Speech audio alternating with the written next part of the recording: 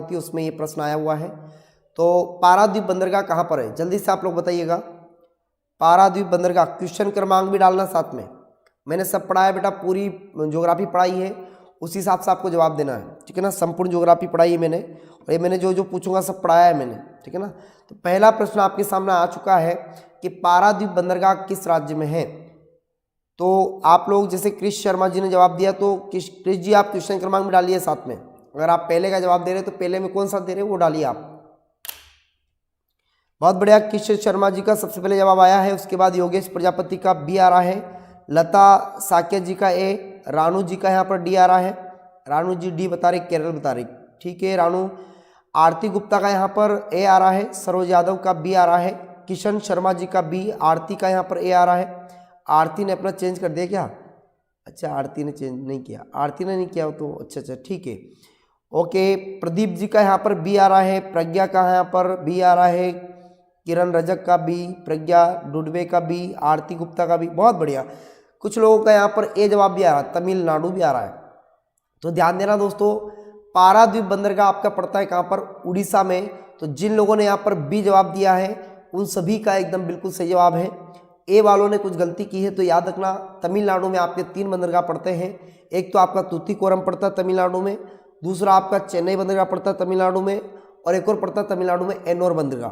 तो ये तीनों बंदरगाह आपके तमिलनाडु में है। आंध्र प्रदेश में विशाखापट्टनम है, और आपका उड़ीसा में पारादीप बंदरगाह है, और हल्दिया आपका पड़ता है कहाँ पर, पश्चिम बंगाल में। तो याद रखना दोस्तों, आपका पारादीप बंदरगाह याद रखना कहाँ पर है, उड़ीसा में है। एमपी पुलिस कांस्टेबल एग्जाम 2017 के पेपर में भी ये प्रश्न पूछा गया था। अगर आप नहीं पता हो तो आप उठा के देख लेना, शायद 17 तारीख का पेपर था और उसमें 2017 में ये प्रश्न आया था सितंबर में, ठीक है ना। तो आगे बढ़ता हूँ मैं। अगला प्रश्न, जो जिन लोगों ने दोस्तों यहाँ पर बी जवाब दिया उन सभी का एकदम सही जवाब है। अगला प्रश्न देखो, अगला प्रश्न है कि उत्तर से दक्षिण की ओर चलते हुए निम्नलिखित बंदरगाहों में से कौन सा समूह सही क्रम में है। आपको किधर चलना है, उत्तर से दक्षिण, यानी कि ऊपर से नीचे चलना है। उस क्रम में कौन कौन से बंदरगाह है उनका सही क्रम छाटिए आप। उत्तर से दक्षिण की ओर चलते समय सही क्रम कौन सा होगा बंदरगाह का, बताइए। आसान क्वेश्चन नहीं है, बहुत घुमावदार क्वेश्चन है। अच्छा दिख नहीं रहा क्या है, अच्छा दिख जाएगा ओके, पूरा क्रम नहीं दिख रहा है।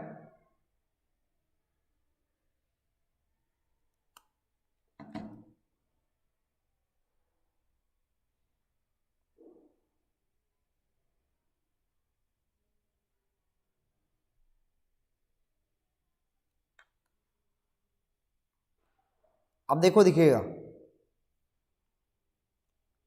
अब दिख रहा है, अब दिख रहा है, ठीक है अब तो दिख रहा ना। चलिए यहाँ पर ममता मौर्य जी का डी आ चुका है, आरती का यहाँ पर सी आ रहा है, आरती सी बता रही है, ठीक है आरती देखते हैं। दिव्यांशु पांडे जी का सी आ रहा है, रानू का यहाँ पर सी, सरोज का डी आ रहा है, ठीक है सरोज पालीवाल ब्राह्मण जी का यहाँ पर बी आ रहा है, प्रज्ञा जी का यहाँ पर डी आ रहा है, और गब्बर राजपूत का यहाँ पर बी आ रहा है, गब्बर जी का बी बता रहे हैं। क्रिश शर्मा जी का सॉरी नहीं पता, क्या हो गया, चलो कोई बात नहीं, नहीं पता है क्या इसका, बोलो बोलो बोलो, नहीं पता है क्या। देखो सबसे पहले क्या आएगा, देखो ध्यान दो, इधर ऊपर ही ऊपर पड़ता आपका, देखो अपन को दिशा दी उसने कि भैया पूर्व दिशा की ओर चलना है, उत्तर से दक्षिण की ओर। तो उत्तर से दक्षिण की ओर चलने पर आप सभी को पता है कि उत्तर से नीचे चलेंगे, सबसे पहले इसमें देखो आप पारादीप आना चाहिए, क्योंकि उड़ीसा की तरफ चलेंगे। तो पारादीप देखो, यहाँ भी पारादीप आ रहा है, बी में भी और डी में भी आ रहा है, तो दोनों होंगे, बाकी दो तो वैसे कैंसिल हो गए। तो पारादीप में भी देखो उसके नीचे विशाखापट्टनम आना चाहिए डायरेक्ट पारादीप के बाद।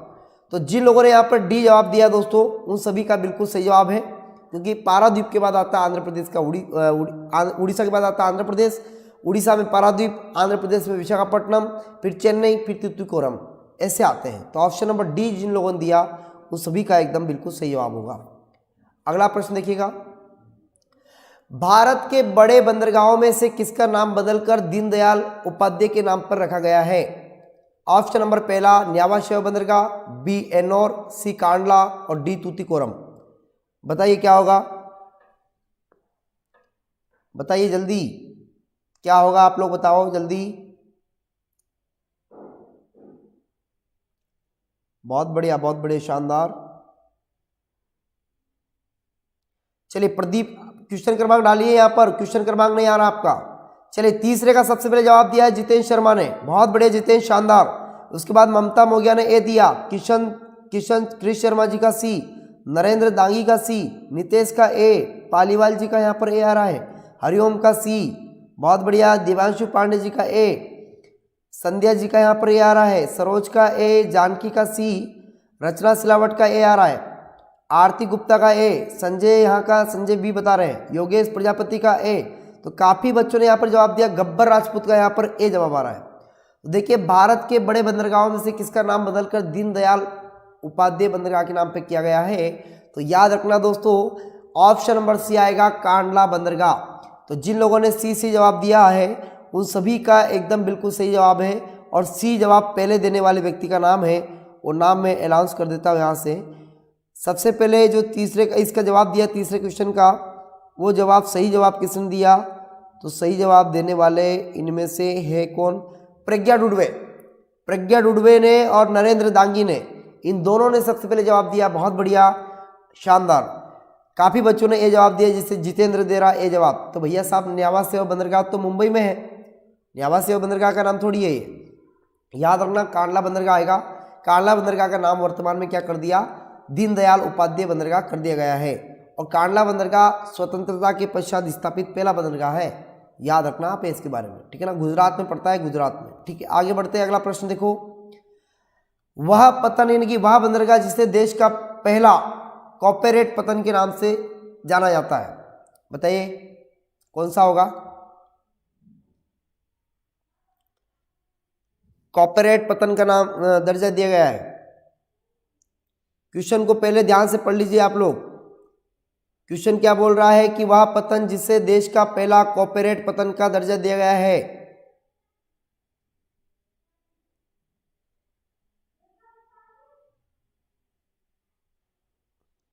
बताइए।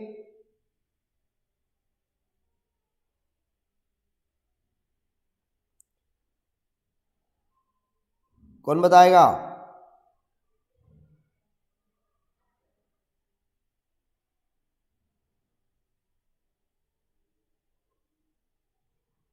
बहुत बढ़िया, बहुत बढ़िया। काफी लोगों ने सही जवाब दिया,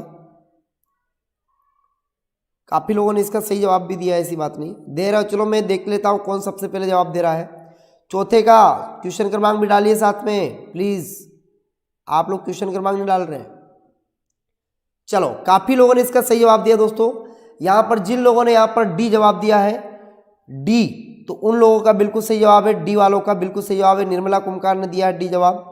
उसके बाद कृष्णा लोधी ने दिया है, लता जी का ए आ रहा है, सरोज का ए आ रहा है। काफ़ी लोगों ने ए जवाब दिया। तो ए भैया साहब गलत है रे, तुम्हारा ए गलत होगा, डी इसका सही होगा। एनोर बंदरगाह, इसे कॉर्पोरेट का पतन का दर्जा दिया गया है। अगला क्वेश्चन देखो, भारत में अंतःस्थलीय जलमार्ग के लिए प्रयोग की जाने वाली नदी कौन सी है? बताइए आप लोग, अंतःस्थलीय जलमार्ग के लिए प्रयोग की जाने वाली नदी का नाम बताओ। अच्छा क्वेश्चन है ये भी।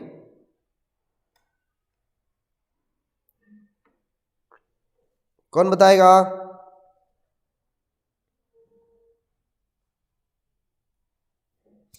काफी लोगों ने सही जवाब दिया, बहुत बढ़िया, बहुत बढ़िया।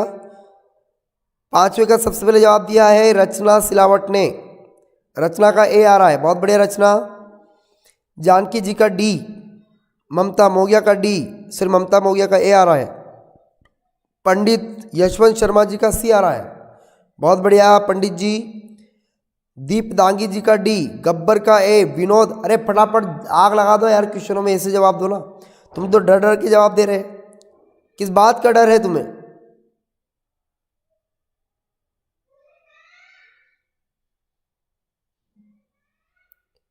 सर मैडम में लेट हो गया, मैडम में लेट हो गया मतलब क्या है? गौरव, कौन सी मैडम में लेट हो गया भाई? पढ़ाई कर ले भाई गौरव,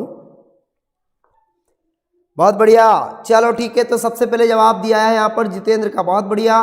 काफी लोगों ने सही जवाब दिया है यहाँ पर दोस्तों। राइट आंसर होगी गंगा नदी, गंगा नदी बिल्कुल सही जवाब है इसका। गंगा नदी, जिन लोगों ने जवाब दिया उन सभी का एकदम सही जवाब है, गंगा नदी, बहुत बढ़िया।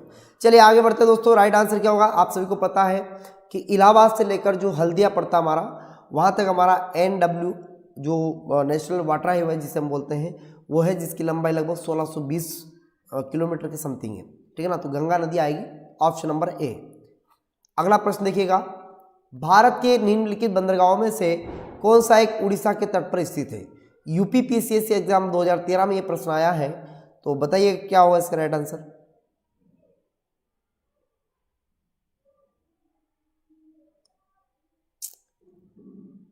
बताइएगा, जल्दी से बताओ फटाफट। UPPCS 2013 में ये प्रश्न आया हुआ है।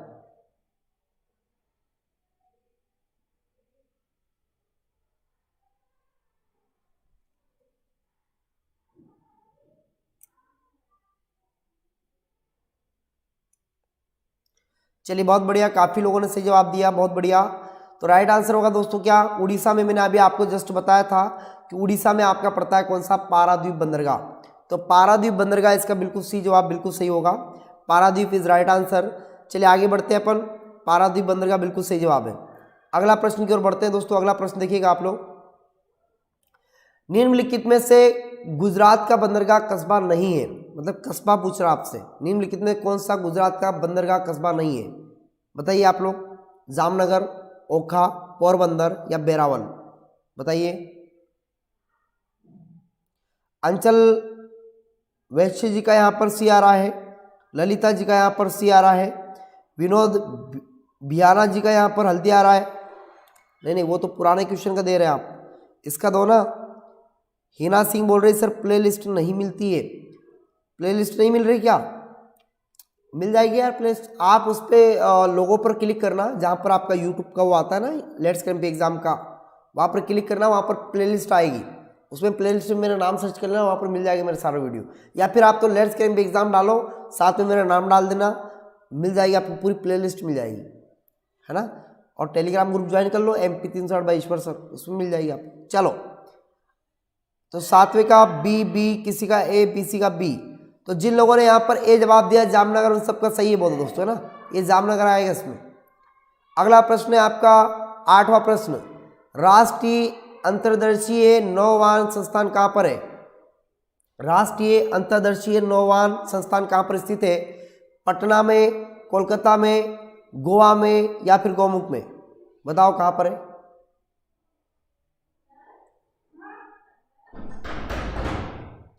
हो गया क्लियर सभी का, बोलो।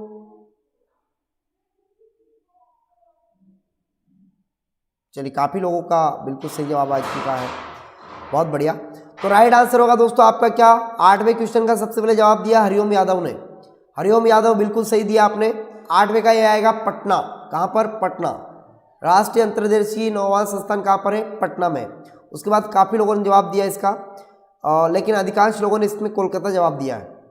लेकिन याद रखना दोस्तों, राष्ट्रीय अंतर्देशीय नौवान संस्थान कहाँ पर है, पटना में है, ना कि कोलकाता में, ठीक है ना।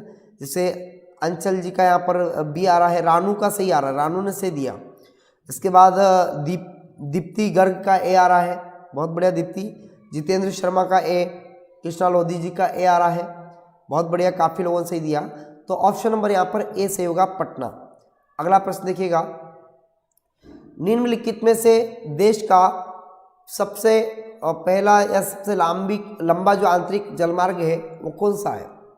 काकीनाडा से मरकम, कोल्लम कोड़ापुरम, सादिया डुबरी या फिर इलाहाबाद हल्दिया, बताइए क्या होगा राइट आंसर।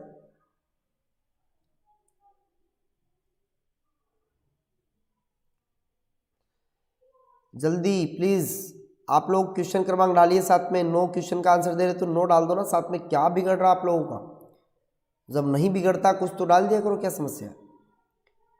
चलिए बहुत बढ़िया, ममता मोगिया का सबसे पहले जवाब आया हमारे पास, ऑप्शन नंबर D दिया उन्होंने। और जानकी सिंह का उसके बाद जवाब आया, फिर नरेंद्र का, फिर दिवांशु का, फिर सायनी का, फिर हरिओम यादव जी ने जवाब दिया, संध्या, नितेश, किरण रजक, ललिता, दीप्ति गर्ग एंड यहाँ पर पंडित जी, यशवंत पंडित जी। उसके बाद कृष्णा लोधी, रोहित मीना जी, सैफूजान का यहाँ पर D आ रहा है। और अनिकेत जी का यहाँ पर डी आ रहा है, गब्बर का राजपूत का डी आ रहा है, गब्बर सिंह का, शीला का बी, लता का यहाँ पर डी आ रहा है, योगेश का डी, गणेश, सरोज, रचना, देवांशु, प्रज्ञा, रानू एंड निर्मला और अंचल वैष्णव जी, इन सभी लोगों ने जवाब दिया। तो याद रखना देश का सबसे लंबा आंतरिक जलमार्ग जो है मैंने आपको बताया था अभी, हल्दिया टू इलाहाबाद गंगा नदी पर 1620 किलोमीटर की लंबाई है, ये आपको याद रखना है। क्लियर सभी का। इसके बाद अगला प्रश्न है दोस्तों, वर्तमान में मुंबई बंदरगाह के दबाव को कम करने के लिए कौन से बंदरगाह का निर्माण किया गया है? एनोर बंदरगाह, बी आपका हल्दिया, सी पारादीप या डी न्यावा सेवा, बताइए।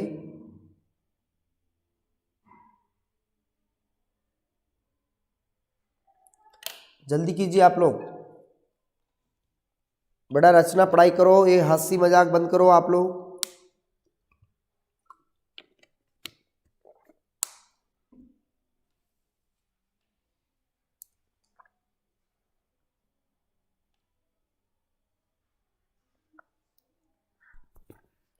चलिए, काफ़ी लोगों का बिल्कुल सही जवाब आया यहाँ पर। आप सभी को पता हो तो 1989 में क्या हुआ था, हमारे मुंबई बंदरगाह पर क्या हो रहा था कि वाहनों का यहाँ से क्या होता है, निर्यात होता है। सारे वाहन जब मान लो कहीं विदेश में जाते हैं तो हमारे वाहनों का निर्यात सर्वाधिक यहीं से होता है, मुंबई बंदरगाह से। और मुंबई बंदरगाह काफ़ी बड़ा बंदरगाह है, आप सबको पता है। तो भारत का सबसे बड़ा बंदरगाह भी यही है, मुंबई बंदरगाह। तो यहाँ से मोटर कारों का निर्यात होता है, तो काफ़ी मात्रा में यहाँ पर भार रहता है इसके ऊपर। तो इसके भार को कम करने के लिए भारत सरकार ने क्या किया, एक और बंदरगाह की स्थापना की जिसका नाम था न्यावा सेवा बंदरगाह। इसकी स्थापना सन 1989 में की गई। और ये याद रखना, तो न्यावा सेवा आएगा और क्या, ऑप्शन नंबर डी आएगा, न्यावा सेवा, ठीक है ना। तो ऑप्शन नंबर डी राइट होगा। अगला प्रश्न देखते हैं। चलिए, अगला प्रश्न आपका, निम्नलिखित में से गंगा नदी के किस भाग को राष्ट्रीय जलमार्ग घोषित किया गया? ये क्वेश्चन रिपीट हो रहा, 3 बार हो गया, देखो आप। अब बताओ कौन सा आएगा इसमें, पर तीनों बार अलग अलग आया। हर बार क्वेश्चन की लैंग्वेज चेंज है, देखो आप। आवाज वगैरह क्लियर आ रही है ना आपको? बिल्कुल अच्छी आ रही, ठीक है। चंद्रपाल सिंह जी का डी आ रहा है यहाँ पर, और गब्बर राजपूत का 10वें का, अच्छा वो तो 10वें, 11वें का बताइए आप। हाँ, 11वें का जो हमारे यहाँ पर 11वें का जो जवाब आया सबसे पहले वो आया ममता मोगिया जी का, ऑप्शन नंबर ए आया। दूसरे का यहाँ पर नरेंद्र दांगी जी का ए आया। हरिओम यादव जी का यहाँ पर ए आ रहा है। लता साकेत जी का ए आ रहा है। पंडित यशवंत शर्मा जी का यहाँ पर सी आ रहा है। और रोहित जानकी, MS साइनिया जी, देवांशु पांडे जी, प्रज्ञा जी एंड किरण जी, और दीपा दांगी, नितेश, गब्बर, रचना, जितेंद्र, अनिकेत जी और ललिता जी, प्रज्ञा जी, इन सभी लोगों ने सही जवाब दिया। इसके बाद गणेश जी का भी यहाँ पर, ठीक है, गणेश जी का भी सही जवाब है, बहुत बढ़िया। रोहित मीना जी, अंचल वैश्य जी, यहाँ पर सरोज यादव का जवाब आ चुका है। अभी पवार जी का ए आ रहा है। अंकित यादव का ए आ रहा है। संगीता दोहरे जी का ए आ रहा है। तो काफ़ी लोगों ने ए जवाब दिया। तो जिन लोगों ने भी ए जवाब दिया उन सभी का एकदम सही जवाब है। इलाहाबाद से हल्दिया, जिसकी लंबाई 1620 किलोमीटर है, गंगा नदी पर यह बना है। अगला प्रश्न देखना दोस्तों, निम्नलिखित नदियों में से किस नदी का उद्गम नेपाल में है और वह गंगा में आकर मिलती है? बताइए आप लोग। क्या आप लोगों को डिस्कशन भी करवाना है क्या इन क्वेश्चनों को? बताओ मुझे। अगर आप बोलो तो मैं डिस्कशन भी कर सकता हूँ। आप बोलो ना तो मैं डिस्कशन भी कर सकता हूँ इसके। बोलिए आप लोग, डिस्कशन करते चले क्या? अच्छा रहेगा ना? डिस्कशन मतलब लिख के बताऊं क्या, यूँ बोल रहा हूँ मैं आपसे कि नहीं है जरूरत? ऐसे समझा दूंगा ना, ऐसे बोल दूंगा, ठीक है, ऐसे बोल दूंगा, ठीक है।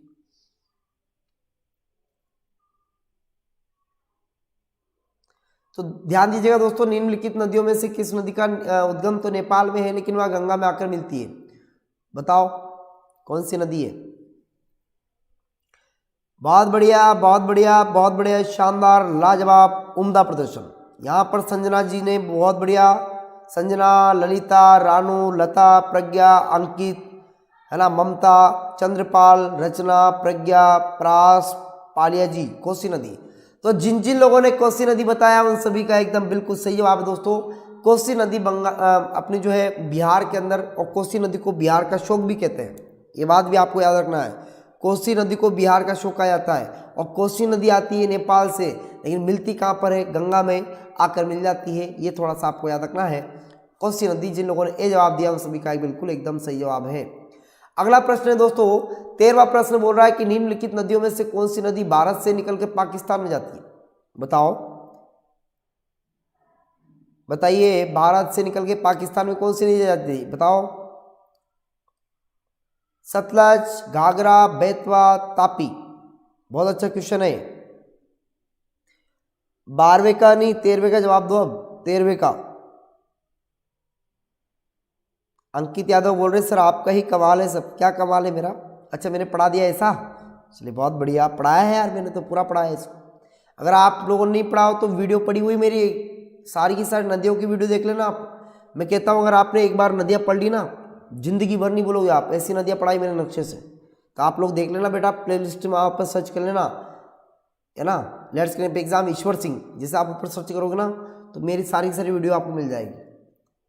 ठीक है, चलिए, तो काफ़ी लोगों ने यहाँ सही जवाब दिया दोस्तों। राइट आंसर होगा आपका ऑप्शन नंबर ए, सतलज नदी। देखिए, सतलज नदी आपकी राकेशस्थल झील से निकलती है, शिवकिला दर्रे से भारत में प्रवेश करती है। सतलज नदी में आकर आपकी व्यास नदी मिलती है, इसी पर भाखड़ा नागल बांध बना है। सतलज नदी निकल के जाती है, लगभग 1500 किलोमीटर जो है ये नदी की लंबाई है, और ये पाकिस्तान में जाती है। तो जाती तो और भी है, जैसे झेलम भी जाती है, चिनाब भी जाती है, आपकी सिंधु भी जाती है, लेकिन यहाँ पर केवल ऑप्शन में सतलज ही मिला है, बाकी नहीं जाती है। तो सतलज ही राइट होगा, ऑप्शन नंबर ए। अगला प्रश्न देखो, निम्नलिखित नदियों में से कौन सी नदी भारत से निकलकर पाकिस्तान में जाती है? ये डबल हो गया क्या? अच्छा, हो गया है तो। हाँ, अगला प्रश्न देखो, गंगा नदी के 2 प्रमुख स्रोत क्या है? बताओ। 2 प्रमुख स्रोत बताना है, स्रोत तो सारे हैं लेकिन प्रमुख बताना है, प्रमुख स्रोत क्या है गंगा नदी के? यार तुम लोग शेयर वेयर नहीं करते हो क्या यार? शेयर कर दो इसको, करो तो कर दो यार, आपका कंपटीशन बढ़ जाएगा। मतलब कहने का मतलब मेरा ये है ना, कंपटीशन बढ़ेगा तो जितने बच्चे आएंगे उतना मजा आएंगे पढ़ाने में। बहुत बढ़िया, बहुत बढ़िया, काफ़ी लोगों ने सही जवाब दिया है यहाँ पर। रचना सिलावट, प्रज्ञा दुर्वे, नरेंद्र दांगी, गणेश जी, विनोद लवंशी जी का ए आ रहा है, सरोज यादव जी का ए आ रहा है, अंकित का ए आ रहा है, अनीता का ए आ रहा है, बहुत बढ़िया, प्रीति प्रजापति जी का ए आ रहा है, महिमा गुप्ता जी का ए आ रहा है, प्रिंसेस SK जी का ए, समीक्षा मिश्रा जी का ए आ रहा है, रानू साइनी जी का ए आ रहा है। तो काफ़ी लोगों ने यहाँ पर ए जवाब दिया। जिन लोगों ने ए जवाब दिया दोस्तों, उन सभी का एकदम बिल्कुल सही जवाब है दोस्तों, बिल्कुल सही जवाब है। भागीरथी नदी और अलकनंदा नदी ये दोनों गंगा के प्रमुख स्रोत है दोस्तों, ठीक है ना। तो ऑप्शन नंबर ए बिल्कुल सही होगा। अगला प्रश्न देखते हैं, भारत में यारलुंग जांगपो, ये जांगपो की जगह सांगपो है यार, थोड़ा सा इसको देख लेना आप लोग, ये सांगपो है एक्चुअल में, सांगपो या जंगपो लिखा गया है लेकिन सांगपो पढ़ना है इसको ना। तो यारलुंग सांगपो नदी को किस नाम से जानते हैं भारत में? ये नदी है एक, इस नदी को भारत में किस नाम से जानते हैं बताओ। ऑप्शंस आपके सामने है, गंगा नदी, बी आपका सिंधु नदी, सी ब्रह्मपुत्र नदी, और डी है आपका महानदी। बता दो फटाफट, बताओ जल्दी करो, कमेंट करो फटाफट, कमेंट करो। 16वें का क्या आएगा फटाफट बताओ यार।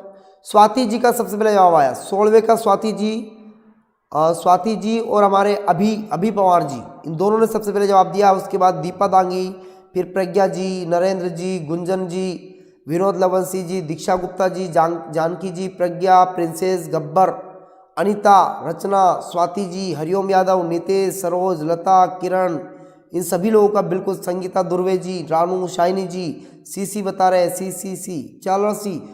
तो सी जिन लोगों ने जवाब दिया दोस्तों बिल्कुल सही जवाब है। आप सभी को पता है कि मानसरोवर झील से आपकी जब नदी निकलती चीन से, तो मानसरोवर से जो निकलती नदी, उस नदी का नाम दोस्तों वहाँ पर सांगपो नदी पड़ता है। लेकिन जैसे ये नदी आती है कहाँ पर? असम में, भारत के अंदर असम में, असम राज्य में इसका नाम पड़ जाता है क्या? ब्रह्मपुत्र। तो याद रखिए, ब्रह्मपुत्र को ही वहाँ पर क्या बोलते हैं? यारलुंग सांगपो बोलते हैं। कहाँ पर? चीन वाले एरिया में, वर्तमान में तिब्बत वाले एरिया से निकल के आती है नदी, और यांग्याप दर्रे से भारत में प्रवेश करती है अरुणाचल प्रदेश से। अरुणाचल प्रदेश में इसकी एक सहायक नदी आती है लोहित नदी, और लोहित नदी जब इसमें मिलती है दोस्तों, याद रखना वहीं से थोड़ा नाम इसका लोतांग पड़ता है। फिर देबांग नदी आके मिलती है तो देबांग में नाम पड़ जाता है अरुणाचल प्रदेश में। और याद रखना इसी की सहायक नदी लोहित नदी है, तो लोहित नदी पर भारत का सबसे लंबा रेल सड़क पुल बना हुआ है, इसके ऊपर ब्रिज बना हुआ है। तो भारत का सबसे बड़ा ब्रिज, सड़क ब्रिज याद रखना कहाँ पर है, आपका भूपेन हजारी ब्रिज है, जो कि लोहित नदी पर है असम के अंदर, याद रखना आप लोग, ठीक है ना। तो राइट आंसर क्या हो जाएगा इसका, ब्रह्मपुत्र हो जाएगा, ठीक है। अगला प्रश्न देखते हैं, निम्नलिखित नदियों में से सबसे अधिक पथ परिवर्तक वाली नदी कौन सी है, यानी कि जो अपना मार्ग बदलती है, बताइए। क्वेश्चन क्रमांक डालिए आप प्लीज, आप सभी लोग क्वेश्चन क्रमांक डालना, 17वें क्वेश्चन का जवाब देते वक्त आप क्वेश्चन क्रमांक डालिए।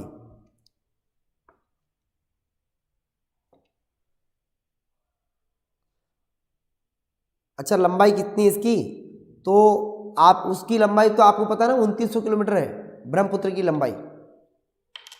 ब्रह्मपुत्र नदी की लंबाई 2900 है टोटल। भारत में लगभग 916 किलोमीटर की ऐसी कुछ आती है, हाँ 916 ही है ना, हाँ वही है।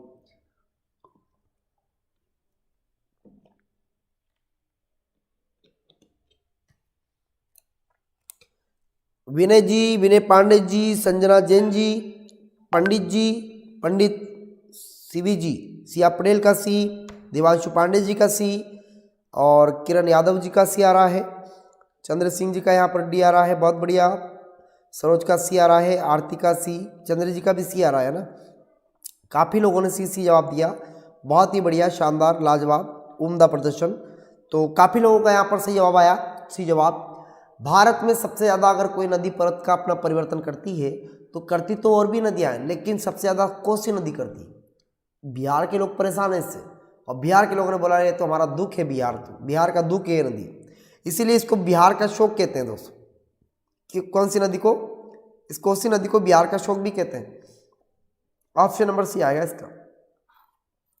अगला प्रश्न देखिएगा, हिमालय को काट कर एवं बहकर आने वाली नदियां कौन सी है, जो हिमालय को काट कर बहकर भारत में आती है वो नदियां कौन सी है, बताइए आप लोग। जो हिमालय को काट कर आती है भारत में, ऐसी नदियों के नाम बताइए आप। सतलज सिंधु गंगा, ब्रह्मपुत्र सतलज सिंधु, ब्रह्मपुत्र सिंधु गंगा, या सतलज ब्रह्मपुत्र यमुना, बताइए क्या होगा राइट आंसर।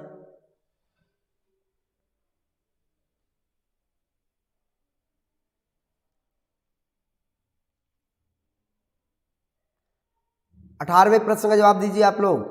18वें का क्या होगा यार, 69 लोग लाइव देख रहे हैं और मात्र 45 लाइक आ रहे हैं। एक समस्या क्या है इस फोन में, मेरे फोन में समस्या है कि तुमने किया ही नहीं लाइक वाइक, तो मेरे को इतने दिख रहे हैं। आप बताओ जरा कितने लाइक आ रहे हैं। मेरे फोन में समस्या नहीं है यार, आप तुम लोगों ने किया नहीं होगा, मेरे को ऐसा लग रहा है। अरे कितने लाइक है बताओ सही। 18 का सी बता रहे, चलो लाइक वाइक कोई दिक्कत नहीं, नहीं किया आपने तो कोई बात नहीं। आप लाइक नहीं कर रहे इसका मतलब आपको नहीं समझ में आ रहा है क्या, बोलो। 46 लाइक है मात्र, और 71 बच्चे देख रहे हैं। 71 बच्चे, मेरे को तो 46 लाइक दिख रहे हैं बस। समस्या क्या है। सपूजान जी बोल रहे 23 लाइक, 71 लाइक है, 51 लाइक है, सबको अलग अलग दिखता है क्या यार। अच्छा रिफ्रेश करने, अरे कोई दिक्कत नहीं, नहीं आ रहे ना कोई बात नहीं, आएंगे जो आएंगे, नहीं आएंगे कोई समस्या नहीं। चलो आगे बढ़ते हैं अपन, तो छोड़ो उसको, लाइक वाइक करो तो कर देना, नहीं तो नहीं करो तो कोई दिक्कत नहीं। चलो आगे बढ़ते हैं। हिमालय काट कर एवं बहकर आने वाली नदियाँ क्या है दोस्तों, तो आप सभी को पता है सतलज नदी हमारी बेचारी उधर से निकल कर आती है तो हिमालय को काट के आती है। आपकी सिंधु नदी उधर से आती है तो ऊपर से काराकोरम दर्रे से आती है, सोनाक्याबाद से निकल के आती है, चेनयांगडूम से। तो सिंधु नदी भी बेचारी उधर से आती है ऊपर से। जब आपने काराकोरम दर्रे से भारत में प्रवेश करती है तो वहाँ पर एक गाँव पड़ता है दमचौक, दमचौक से भारत में प्रवेश करती है सिंधु नदी। ये प्रश्न भी आता है कभी कभी कि भारत में सिंधु नदी किस गाँव से प्रवेश करती है, तो उस स्थान का नाम बताना है जहाँ से प्रवेश करती भारत में, दमचौक नाम है उसका, याद रखना आप। और नहीं पढ़ा हो तो मेरा पूरा वीडियो पड़ा हुआ सिंधु नदी का, वो देख लेना आप लोग, बहुत अच्छे से पढ़ाया मैंने, डिटेल से पढ़ाया, बहुत डिटेल से पढ़ा दिया उसको। तो सतलज नदी और सिंधु नदी आपको वहाँ पढ़ा दी मैंने, तो आप देख लेना। तो दो तो ये हो गई, एक ब्रह्मपुत्र हो जाएगी। तो ऑप्शन नंबर जिन लोगों ने यहाँ पर बी भी जवाब दिया है उन सभी का सही है। अब गंगा नदी थोड़ी आती है हिमालय को काट के, है ना। तो ऑप्शन नंबर दोस्तों आपका बी सही होगा, जिन लोगों ने बी जवाब दिया उन सबका सही है। चलो ऑप्शन नंबर आएगा, सॉरी क्वेश्चन क्रमांक 19 का आपको जवाब देना है।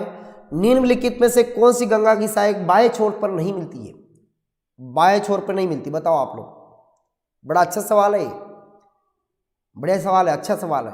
अब दिमाग लगाओ अपना, बताइएगा।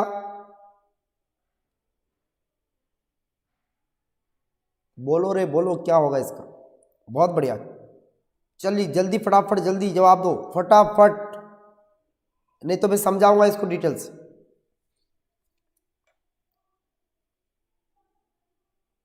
चलिए काफ़ी लोगों ने सही जवाब दिया दोस्तों, यहाँ पर काफ़ी लोगों का गलत भी आ रहा है, तो जिनका गलत आ रहा है उनको भी सही करवाएंगे हम, समझा देंगे इसको, जिंदगी में कभी गलत नहीं करेगा फिर दोबारा।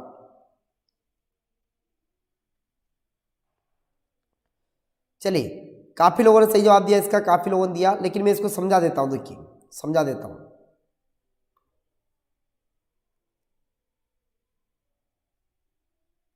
देखिए दोस्तों, आप सभी को पता है कि यहाँ से नदी निकलती है हमारी गंगा नदी। कौन सी नदी? गंगा नदी। ये आपका उत्तराखंड वाला एरिया होता है, और ये आपका यूपी वाला एरिया है, यूपी में भी नदी जाती है गंगा नदी। और ये आपका कौन सा एरिया हो जाता है? बिहार वाला एरिया। और बिहार के बाद गंगा नदी पश्चिम बंगाल में जाती है, तो वहाँ दो भागों में थोड़ी बढ़ जाती है, और थोड़ी झारखंड में बहती है नदी। थोड़ा सा हिस्सा झारखंड का भी आता है इसमें, याद रखना आपने। लगभग 40 किलोमीटर बहती है झारखंड में, झारखंड में भी जाती है नदी, ठीक है ना। गंगा नदी थोड़ा सा हिस्सा बहती है कि झारखंड में भी जाती है नदी, याद रखना आप लोग। हाँ, आप देखना दोस्तों, यहाँ पर क्या होता है कि आप सभी को पता है कि यहाँ पर पूछा आपसे क्या, अब नदी इधर जा रही, तो आप सबको पता है कि बायां किधर होगा आपका? ऊपर होगा, और दायां किधर होगा? नीचे होगा। आप सभी को पता है दोस्तों कि बायां ऊपरी होगा ना, तो ऊपर से सभी नदियां आपको पता है कि ऊपर से अलकनंदा भी आती है, अलकनंदा की विष्णुप्रिया, विष्णु नदी, थेलोनिया नदी, मंदाकिनी नदी सब आती है। इसके बाद इधर से आपको पता है कि इधर से एक नदी आती है आपकी काली शारदा नदी। काली शारदा ऊपर से आती है, आपकी घाघरा ऊपर से आती है, घाघरा नदी भी आती है, घाघरा आके गिर जाती है यहाँ पर। घाघरा कहाँ गिरेगा?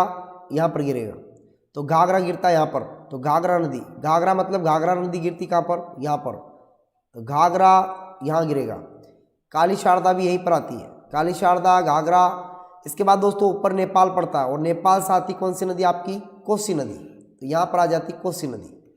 आया समझ में?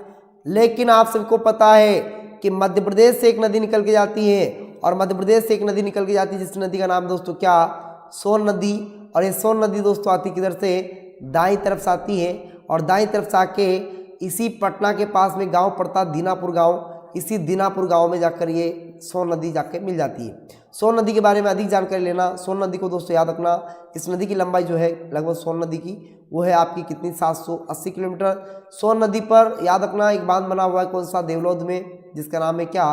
बाणसागर बांध, याद रखना। और बाणसागर, जो बाणसागर के लिए एक गठन भी किया गया था, बाणसागर बोर्ड बनाया गया, उसमें बिहार और मध्य प्रदेश शामिल है, ठीक है ना। तो ये थोड़ा सा आपको मैंने बता दिया डिटेल में। चलो मैं आगे बढ़ता हूँ, वापस क्वेश्चन पे आते हैं। वापस कहाँ आते हैं अपन? क्वेश्चन पे आते हैं अभी, चलो क्वेश्चन पे आ जाते हैं। तो इसका राइट आंसर क्या हो जाएगा दोस्तों? अपना सोन नदी आएगा, इसका क्या आएगा? सोन नदी, ठीक है। आगे बढ़ते हैं, अपना अगला क्वेश्चन देखिएगा। भारत का सबसे ऊंचा बांध यानी कि टिहरी बांध किस नदी पर स्थित है? बताइएगा, टिहरी बांध किस नदी पर है? जल्दी करो।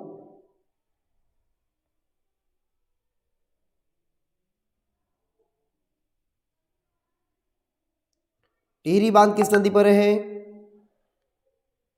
बहुत बढ़िया, काफी लोगों ने सही जवाब भी दिया, ऐसी बात नहीं है।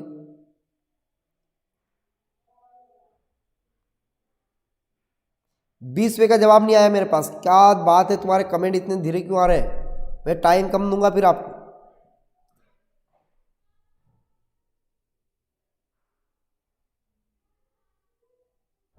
चलो बहुत बढ़िया, काफी लोगों का यहाँ पर सही जवाब आया है।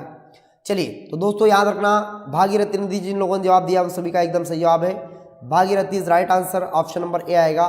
टिहरी बांध दोस्तों याद रखना 2006 में कंप्लीट हुआ, और टिहरी बांध भारत का सबसे ऊंचा बांध है ना, जिसकी ऊंचाई कितनी है? 261 मीटर, है ना, ऐसे कुछ इसकी ऊंचाई है, 261 ही है मतलब, ठीक है ना। चलो आगे बढ़े अपन, चलो आगे बढ़ते हैं दोस्तों, भागीरथी इसका राइट आंसर। अगला प्रश्न, दामोदर नदी निकलती कहाँ से? तिब्बत से, छोटे नागपुर के पठार से, नैनीताल के पास से, या सोमेश्वर की पहाड़ी से? कहाँ से निकलती है दामोदर नदी? जल्दी से बताइए आप लोग फटाफट। बड़ा एमपी पुलिस का ही टेस्ट है, बहुत एमपी पुलिस में और पीएससी के लिए कायम बहुत एमपी है। एमपी पीएससी और जो अपना एमपी पुलिस है दोस्तों, उसमें आपका संपूर्ण ज्योग्राफी में ले रहा हूँ आज। तो आप लोग थोड़ा टाइम निकाल के इस टेस्ट को पूरा देख ही लेना यार, है ना। टाइम तो आपके पास नहीं होगा मुझे पता है, लेकिन इसको देख ही लेना आप। हो सकता है यहाँ से आप मान लो 2-3 क्वेश्चन भी बन गए ना, 0.0 से लिस्ट निकलती है, आपको सबको पता है। इसलिए थोड़ा टाइम निकाल के इसको देख ही लेना आप लोग। हाँ, काफ़ी लोगों ने बी जवाब दिया है। बी 21 का बी, किसी का सी आ रहा है, किसी का बी आ रहा है। तो बी जिन लोगों का आ रहा है बिल्कुल सही जवाब आ रहा है आपका। तो जिन लोगों ने दोस्तों छोटे नागपुर का पठार दिया है जवाब, उन सभी का एकदम है सिर्फ बिल्कुल क्या सही जवाब। छोटे नागपुर के पठार को भारत का रूर भी कहा जाता है। अब भारत का रूर इसलिए कहा जाता है छोटे नागपुर के पठार को, क्योंकि रूर एक देश है जहाँ पर सर्वाधिक खनिज के भंडार है। इसीलिए हमारे भारत में सर्वाधिक खनिज के भंडार कहाँ पर है? छोटे नागपुर के पठार में है। तो ऑप्शन नंबर दोस्तों जिन लोगों ने बी जवाब दिया उन सभी का एकदम सही जवाब है, छोटे नागपुर का पठार राइट आंसर होगा। ठीक है, अगले प्रश्न की ओर बढ़ता हूँ। अगला प्रश्न देखते हैं अपन। अगला प्रश्न है दोस्तों आपका, निम्नलिखित में से कौन सी नदी हिमालय के पार से निकलती है? 22वें का जवाब दीजिए आप लोग, 22वें का जवाब दीजिए। हाँ, फर्स्ट ग्रेड में आती है ना, फर्स्ट ग्रेड में है, बिल्कुल है, फर्स्ट ग्रेड के भी लायक है, फर्स्ट ग्रेड में भी आता है। व्याख्याता की तैयारी करता है ना, उसके भी आता है फर्स्ट ग्रेड वालों को।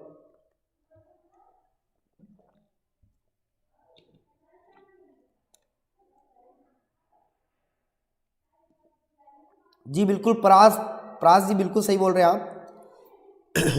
बहुत बढ़िया, बहुत बढ़िया। सिया पटेल जी का यहाँ पर बी आ रहा है, बी। ममता का बी, प्रिंसेस छोटू जी का यहाँ पर बी आ रहा है, पुष्पेंद्र जी का बी, शिवानी पाठक जी का सी आ रहा है, दीपा दांगी जी का यहाँ पर बी आ रहा है, ललिता का बी, अरविंद का यहाँ पर बी, सरोज यादव जी का बी, अभी पवार जी का बी, सिया पटेल जी का बी, देव्यांशु जी का यहाँ पर बी आ रहा है, आरती राजपूत का भी आ रहा है, संजना जैन जी का यहाँ पर सिंधु इंडस बता रही है, सिंधु इंडस। ठीक है, देखते हैं आगे क्या होता है। और देखो यहाँ पर कपिल जी का यहाँ पर भी आ रहा है। बहुत बढ़िया, बहुत बढ़िया, बहुत बढ़िया, शानदार, लाजवाब, उम्दा प्रदर्शन। चलो आगे बढ़ते, अब मैं बताता हूँ। देखिए, निम्नलिखित में से इनमें से हिमालय के पार की नदी कौन सी आती है? तो आप सभी को पता है यमुना नदी तो आपके यहीं पर यूपी के बंदरपूर से निकलती है, बंदरपूर के पश्चिमी घाट से। तो यमुना नदी तो यमुनोत्री से निकलती है। यमुनोत्री तो ठीक है, उत्तराखंड से निकलती है, सॉरी उत्तर प्रदेश नहीं, उत्तराखंड आएगा ना।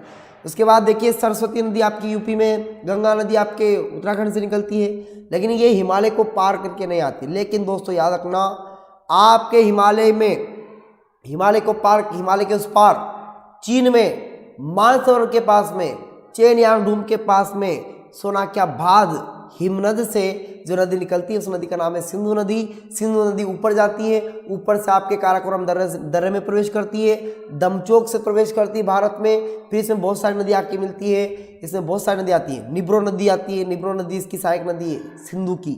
निब्रो नदी आती है, बहुत सारी नदी आती है ना, मैंने पढ़ा रखा, आपको देख लेना, उसमें बहुत सारी नदियाँ हैं। और ये सिंधु, चिनाब, झेलम वगैरह सब इसी की सहायक नदियाँ हैं। तो सिंधु नदी आती है और सिंधु नदी इसका राइट आंसर होगा। ऑप्शन नंबर बी जिन लोगों ने दिया उस सभी का एकदम सही जवाब है। अगला प्रश्न देखिएगा दोस्तों, विश्व का सबसे बड़ा डेल्टा निर्मित होता है कहाँ पर? कौन सा? विश्व का सबसे बड़ा नदी डेल्टा कौन सा है? गंगा एवं ब्रह्मपुत्र द्वारा, मिसिसिपी द्वारा, यांगसी कियांग द्वारा, या हांगहो द्वारा? बताइए कौन सा होगा इसमें राइट आंसर, जल्दी से बताइएगा। काफ़ी लोगों का यहाँ पर जवाब आ चुका है और कुछ लोग दे भी रहे जवाब। बहुत बढ़िया, बहुत बढ़िया, शानदार, लाजवाब, उम्दा प्रदर्शन।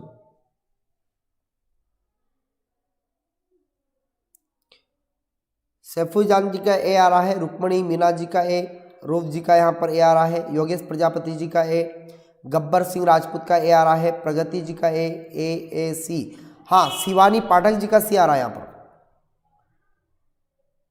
इनकी झलक सबसे अलग, बहुत बढ़िया। और देखते हैं अपन, चलिए काफ़ी लोगों का तो ए आ रहा है, ए जवाब आया।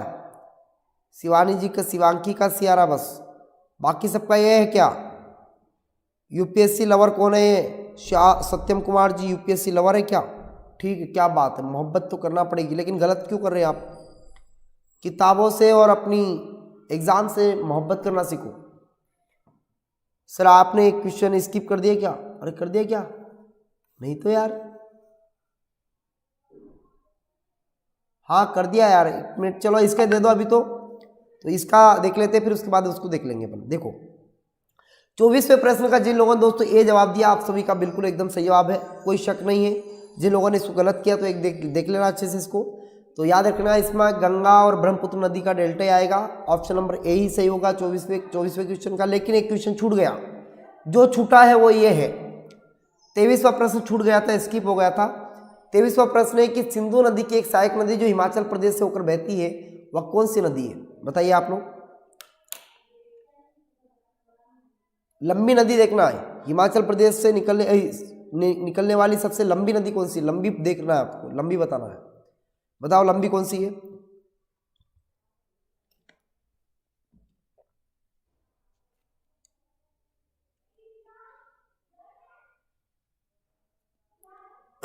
क्या बात है, बहुत बढ़िया।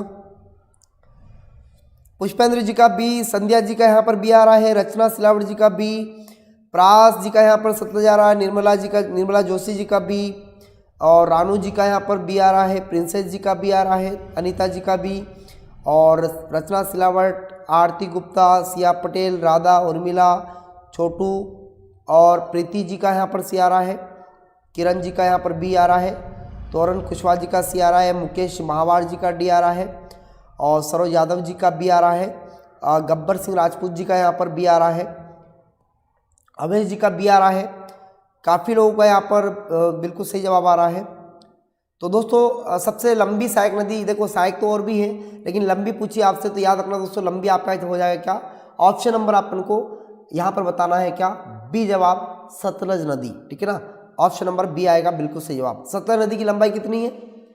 1500 किलोमीटर। वैसे 1450 है इसकी, लेकिन लगभग में इसको 1500 भी लिखते हैं, बहुत सारी बुकों में आपको 1500 ही मिलेगा। हाँ दोस्तों, अगला प्रश्न देखते हैं अपन, इसको स्किप कर देते हैं क्योंकि इसको देख लिया अपन ने।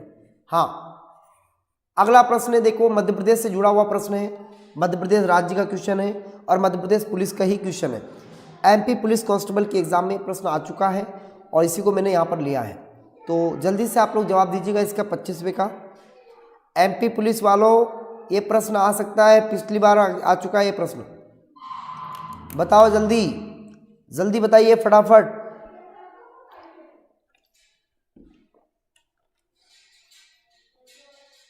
बरगी परियोजना का नाम क्या है? जल्दी बताइएगा। बरगी परियोजना, बहुत बढ़िया। अनिकेत जी का यहाँ पर बी आ रहा है, सैफू जान जी का ए, दीपा दांगी का बी, विनोद लवंसी जी का बी, सौमिका जी का बी आ रहा है, तरुण जी का यहाँ पर बी आ रहा है, सिया पटेल का बी, ममता मोगिया, ऋषिका, पुष्पेंद्र, आरती, अभी, संजना, योगेश, परास, शिवांकी, उर्मिला पटेल, ज्योति, छोटू जा जी का बी आ रहा है। बहुत बढ़िया, काफ़ी लोगों का बी जवाब। राइट आंसर बी ही होगा। अवंती सागर का नाम ही दोस्तों क्या है? बरगी नाम है, और बरगी का नाम क्या है? तो याद रखना, बरगी परियोजना बरगी नदी पर चल रही है, रानी अवंतीबाई परियोजना इसका नाम कर दिया, याद रखना दोस्तों। तो इनका नाम पहले जो है बरगी परियोजना था, लेकिन वर्तमान में इसका नाम क्या कर दिया? रानी अवंतीबाई सागर परियोजना कर दिया। यहाँ से लगभग 90 मेगावाट की बिजली उत्पन्न होती है। ये कहाँ पर है? जबलपुर में। कहाँ पर है? जबलपुर में। बरगी नदी सहायक नदी है किसकी? नर्मदा की। बरगी, बंजर, शेर, करजन, छोटी तवा, कुदी गोई, ये सब किसकी सहायक नदियाँ हैं? ऊपर से यानी कि दाईं तरफ से नदियाँ हैं, दाईं तरफ से नदियाँ हैं, और बाईं तरफ से तो आपकी नीचे वाली नदियाँ रहेंगी, क्योंकि नर्मदा नदी निकलती है आपकी इधर से, पूर्व से पश्चिम बहती है, इसलिए। तो ऑप्शन नंबर क्या हो जाएगा आपका? बी जवाब हो जाएगा। यहाँ से 90 मेगावाट की बिजली उत्पन्न होती है, ऑप्शन नंबर बिल्कुल होगा बी जवाब। बरगी परियोजना का ही नाम क्या कर दिया वर्तमान में? अवंतीबाई सागर परियोजना कर दिया है। अगला प्रश्न देखिएगा, मध्य प्रदेश का सर्वाधिक ऊंचा बांध निम्नलिखित में से कौन सा बांध है? बताइएगा आप लोग, मध्य प्रदेश का सबसे ऊंचा बांध कौन सा है? जल्दी से बताइएगा आप लोग, ये प्रश्न भी काफी इंपॉर्टेंट है।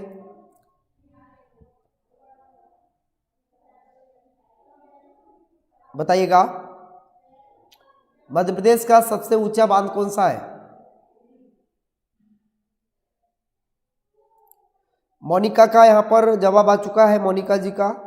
जल्दी जवाब दीजिए यार, काफ़ी लोगों ने लेट क्यों कर रहे हैं आप? और क्वेश्चन क्रमांक डालिए आप, क्वेश्चन क्रमांक परास जी ने डाला है बस। बहुत बढ़िया बहुत बढ़िया। पुष्पेंद्र जी, रुक्मणी दांगी, आरती जी का यहाँ पर डी आ रहा है, श्रद्धा जी का डी, आरती गब्बर जी का डी, रानू सोनी जी का डी आ रहा है, सिया पटेल जी का यहाँ पर डी आ रहा है, बहुत बढ़िया। राधा दांगी का डी, संध्या जी का यहाँ पर डी आ रहा है, छोटू झा जी का डी आ रहा है। काफ़ी लोग यहाँ पर डी जवाब दे रहे हैं।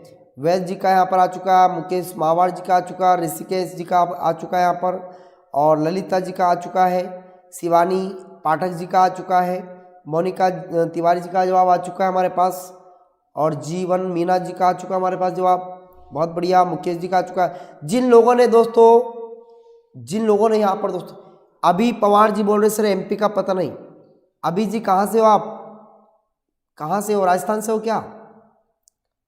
चलिए बहुत बढ़िया। काफ़ी लोगों ने बिल्कुल सही जवाब दिया। वैसे तो सही जवाब दिया आप लोगों ने, लेकिन कुछ लोगों ने गलतियां भी की है। कोई समस्या वाली बात नहीं है, मैं आपको पूरा पढ़ाऊंगा। देखिए दोस्तों, आप सभी को पता है मध्य प्रदेश में जितना भी बड़ा बांध बना है दोस्तों, वो हमारा मध्य प्रदेश का सबसे बड़ा बांध आपका इंदिरा सागर बांध है। इसी को आप पुनासा बांध भी बोल सकते हैं।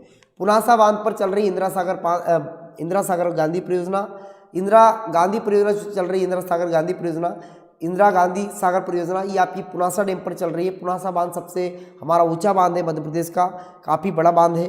तो आपका ऑप्शन नंबर दोस्तों डी होगा इसका।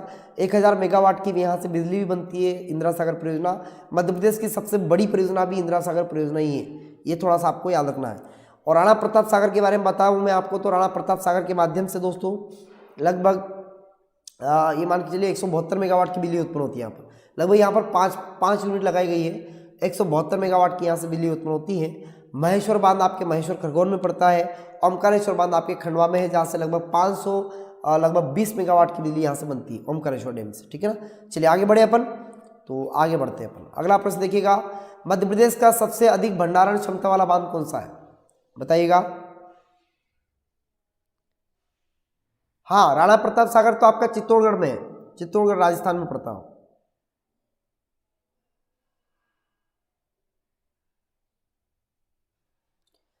है ना, चंबल नदी जाती है ना, चंबल नदी जाती है आपके चित्तौड़गढ़ जाती है। चित्तौड़गढ़ के बाद आपका भैंसरोडगढ़ जाती है। भैंसरोडगढ़ में आपका वो पड़ता है वो चूलिया जलप्रपात, 18 मीटर ऊंचा, राजस्थान का सबसे ऊंचा जलप्रपात वही है। उसके बाद सवाई माधोपुर, करौली, धौलपुर, है ना, हाँ, चित्तौड़गढ़ के बाद कोटा के बाद सवाई माधोपुर के बाद करौली के बाद धौलपुर से श्योपुर के बाद मुरैना, और मुरैना के बाद यूपी में इटावा में जाके मिल जाती है। चलो आगे बढ़े अपन। तो इस पर राइट आंसर होगा दोस्तों आपका option number D, Indira Gandhi Sagar परियोजना, इंदिरा सागर बांध, इसी को बोलते हैं पुनासा बांध। अगला प्रश्न देखो, मध्य प्रदेश की कौन सी गुफा अजंता की गुफाओं के समान है, कलापूर्ण है, भित्ति चित्रों से युक्त है? बताइएगा।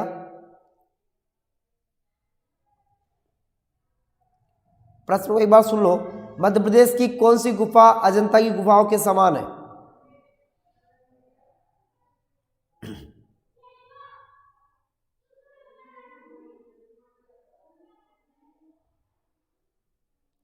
चलो बहुत बढ़िया, काफ़ी लोगों ने सही जवाब दिया यहाँ पर, बहुत बढ़िया। कुछ लोग यहाँ पर सी बता रहे, कुछ ए बता रहे, कुछ सी बता रहे, कोई ए बता रहा है, कुछ बी भी बता रहे हैं। राजा भर्तृहरि की गुफा, वाह, धन्य हो तुम्हारा, क्या बात।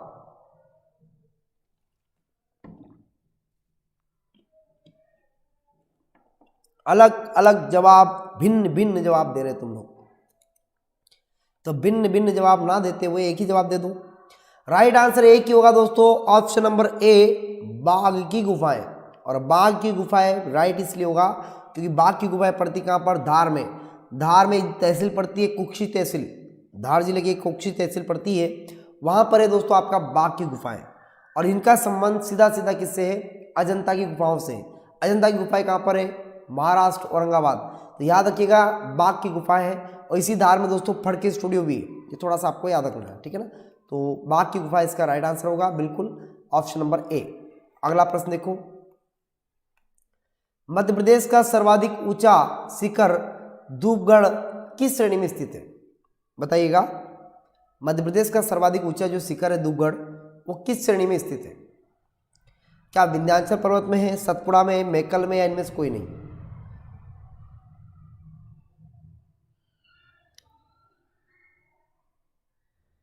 आरती गुप्ता जी बोल रहे हैं कि सर उदयगिरी जैन मूर्ति। बेटा जैन मूर्ति नहीं है, विष्णु मूर्ति है वहाँ पर, विष्णु विराह प्रतिमा स्थित है वहाँ पर। जो आपकी उदयगिरी जो गुफा है ना वो आपकी विदिशा में पड़ती है और वहाँ पर लगभग 19 गुफाएं हैं टोटल, है ना, 19-20 गुफाएं वहाँ पर टोटल पड़ती है, जिसमें से गुफा नंबर जो 19 है उसे सूरज गुफा के नाम जानते हैं और गुफा नंबर 5 में विष्णु विराह की प्रतिमा वहाँ पर। ये थोड़ा सा आपको उदयगिरी के बारे में याद रखना है, ठीक है। चलिए इसका बताओ जवाब क्या होगा। ऑप्शन नंबर जिन लोगों ने यहाँ पर दोस्तों बी जवाब दिया उन सभी का एकदम सही जवाब है। सतपुड़ा श्रेणी में पड़ती है महादेव की पहाड़ियाँ और महादेव की पहाड़ी में सबसे ऊंचा पर्वत पड़ता है कौन सा, धूपगढ़ का पर्वत, धूपगढ़ की पहाड़ी। तो धूपगढ़ की जो पहाड़ी है दोस्तों याद रखना, इसकी ऊंचाई लगभग 1350 मीटर है और ये मध्य प्रदेश का सबसे ऊंची पहाड़ी पड़ती है, सबसे ऊंची पहाड़ी है। महादेव श्रेणी में पड़ती है, महादेव की पहाड़ियों में भी सबसे ऊंची पहाड़ी धूपगढ़ की पहाड़ी है और महादेव की पहाड़ियाँ किस में पड़ती है, सतपुड़ा पर्वत श्रेणी में, ठीक है ना। इस तरह से आपको याद रखना है। कभी कभी मान लो यहाँ सतपुड़ा ऑप्शन में नहीं आया और आ गया महादेव, तो महादेव ही सही है फिर, ठीक है ना, ये थोड़ा सा आपको याद रखना है।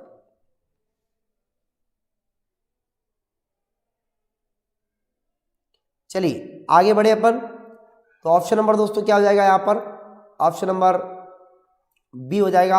अभी राजस्थान एसआई की भर्ती भी खुल गई आप लोगों के लिए, लगभग अच्छे पद है उसमें। राजस्थान एसआई, राजस्थान में तो बहुत नौकरियां आ रही यार, पल पल नौकरियां आती हैं। राजस्थान वाकई में गवर्नमेंट है यार, अच्छी जॉब दे रही, बच्चों को निराश नहीं होने देती है। चलिए काफी लोग यहाँ पर, चलिए अगला प्रश्न आ चुका है आप लोगों का। मध्य प्रदेश का पहला साग सब्जी बीज प्रक्रिया केंद्र कहाँ पर स्थापित है, छतरपुर, धार, खरगोन, बड़वानी। प्रश्न आपके सामने आ चुका है। मध्य प्रदेश का पहला साग सब्जी बीज प्रक्रिया केंद्र कहां पर स्थित है,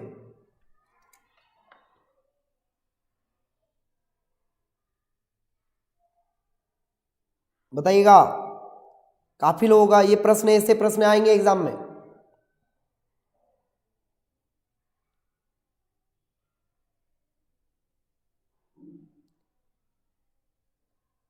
कुछ भी पढ़ाई नहीं हो रही, डिप्रेशन टाइम। बेटा डिप्रेशन में नहीं जाना है।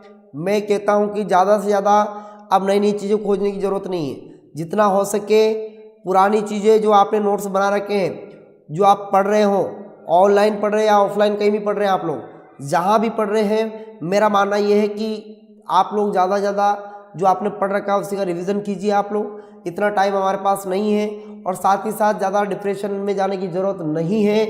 पॉजिटिव रहो, हमेशा सही सकारात्मक सोच साथ सोचो और ये कहो कि हम बहुत कुछ कर सकते हैं।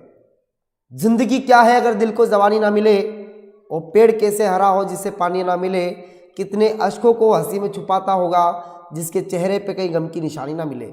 मुस्कुराते रहो और पढ़ाई करते रहो, बिल्कुल भी उत्साह के साथ पढ़ाई करो, कोई टेंशन लेने की जरूरत नहीं है। और ज़्यादा से ज़्यादा प्रैक्टिस टेस्ट लगाओ, प्रैक्टिस सेट लगाओ, यही आपका भला करेंगे। मैं बता रहा हूँ आपको, रामबाण यही है, प्रैक्टिस सेट ही रामबाण है। जितना हो सके इनको लगाओ आप। और कहीं अरे अच्छे से पढ़ाई करो यार, जोश के साथ पढ़ाई करो, जुनून होना चाहिए, रखो हौसला और मंजर भी आएगा। प्यासे के पास चल के समंदर भी आएगा। तो टेंशन मत लो आप लोग। मैंने अधूरी बातें, क्योंकि इतना हमारे पास टाइम नहीं है कि अभी कथा सुनाने लग जाऊँ मैं, तो काफ़ी टाइम हो जाएगा। तो आगे बढ़ते हैं अपन। शायरियाँ तो बहुत है मेरे पास, इतनी शायरियाँ बोलूँगा मैं कि तुम भी मज़ा आ जाएंगे तुम्हारे। तो टेंशन मत लो, आराम से पढ़ो, पढ़ाई करो, मज़ा आएंगे आपको पढ़ाई में। और मैं कहता हूँ उत्साह के साथ पढ़ाई, जितने हो सके प्रैक्टिस सेट लगाओ आप, ज़्यादा से ज़्यादा प्रैक्टिस सेट लगाओ। मैं कहता हूँ आप अपने आप को देखो वहाँ पर कि आप कितना बना पा रहे हैं, और नहीं बना पा रहे ना तो भी टेंशन लेने की जरूरत नहीं है। बस थोड़ी सी और उधर पढ़ाई की टाइम बढ़ा देना आप लोग, थोड़ा पढ़ाई का टाइम बढ़ा दो आप, क्योंकि अब आपको मैं भी कितना, कोई मोटिवेट करने का टाइम नहीं अब मोटिवेट कितना करेंगे आपको बताओ। आप खुद ही मोटिवेट रहना पड़ेगा आपको। सामने वाला क्या मोटिवेट करेगा, पढ़ाएगा कि मोटिवेट कराएगा आपको? तो भैया साहब मोटिवेट आप खुद को ही रहना है और ज़्यादा से ज़्यादा प्रैक्टिस सेट लगाना है। मेरा मानना तो ये है, प्रैक्टिस सेट से आपके अंदर कॉन्फिडेंस आएगा। तो कॉन्फिडेंस जब आ जाएगा तो खुद ही मोटिवेट हो जाएंगे हम। तो बात सही है कि नहीं जी? तो इसका राइट आंसर होगा ऑप्शन नंबर सी। जिन लोगों ने जवाब दिया ऑप्शन नंबर सी, उन सभी का एकदम सही जवाब है। खरगोन बिल्कुल सही होगा, ऑप्शन नंबर सी इसका राइट आंसर होगा। चलो अगला प्रश्न देखो। देश का पहला प्रबंधन संस्थान मध्य प्रदेश के किस जिले में है, बताइएगा।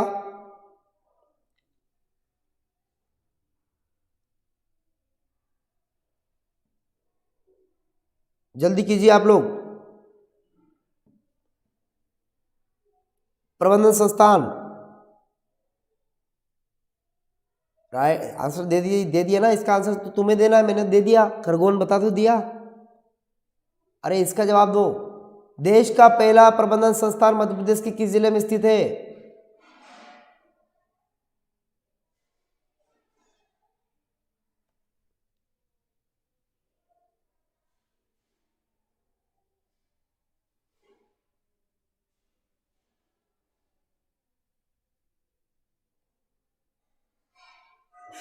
बहुत बढ़िया, काफी लोगों का सही आया यहाँ पर।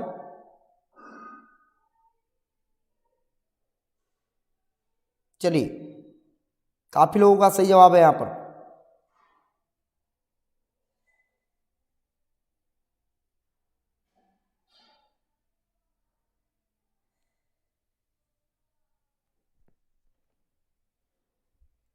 चलिए, तो यहाँ पर सभी लोगों का सही जवाब है। जिन लोगों ने जवाब दिया है ए जवाब, उन सभी का एकदम सही जवाब है। भोपाल इसका राइट आंसर हो जाएगा। ठीक है, चलिए अगला प्रश्न देखिएगा। निम्नलिखित में बेगा जनजाति की उपजाति नहीं है? बिंजवार, भरोतिया, राई या रोतिया? बताइएगा।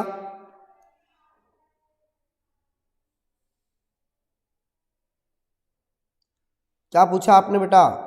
संजना ने क्या पूछ लिया यार, मिल ही नहीं रहा इसका।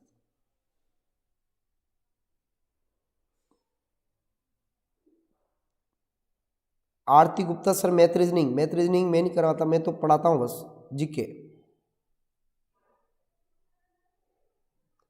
हाँ, संजना जी पूछ रही कि ज़्यादा टाइम किस सब्जेक्ट को देना चाहिए सर पीएससी में, प्री में?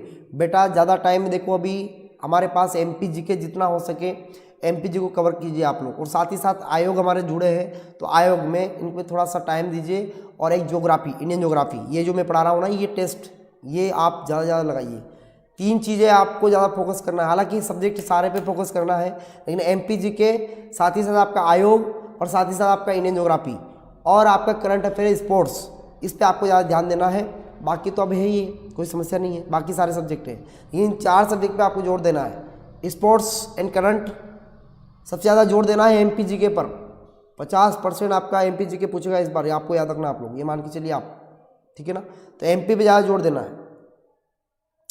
चलिए, जिन लोगों ने यहाँ पर सी जवाब दिया उन सभी का एकदम सही जवाब है दोस्तों, राइट। अगला प्रश्न देखिएगा। दूध लौटावा विभाग की प्रचलन किस जनजाति में है? जल्दी से बताइएगा, फटाफट, जल्दी से,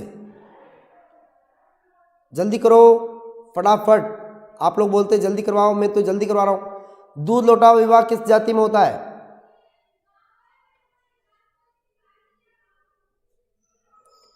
दूध लौटावा विभाग किस जनजाति में होता है? बहुत बढ़िया। जिन लोगों ने यहाँ पर दोस्तों सी जवाब दिया उन सभी का एकदम सही जवाब है। आरती गुप्ता, अंचल पालीवाल, संजना जैन, रोहित मीना, योगेश प्रजापत, बहुत बढ़िया, बहुत बढ़िया, शानदार। जिन लोगों का सी जवाब आया दोस्तों यहाँ पर, उन सभी का एकदम सही जवाब है। गोंड जनजाति में दूध लौटा विवाह होता है, ऑप्शन नंबर सी आएगा।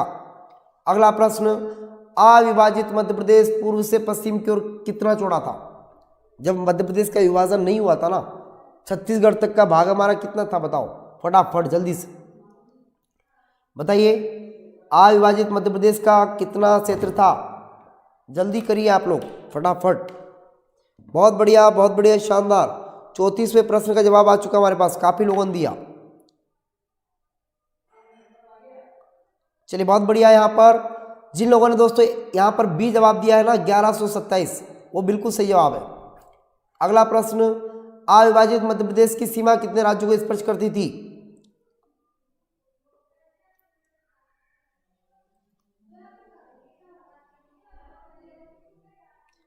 पैंतीसवां क्वेश्चन का जवाब दीजिए आप लोग, 35 का। आरती का बी आ रहा है, ठीक है।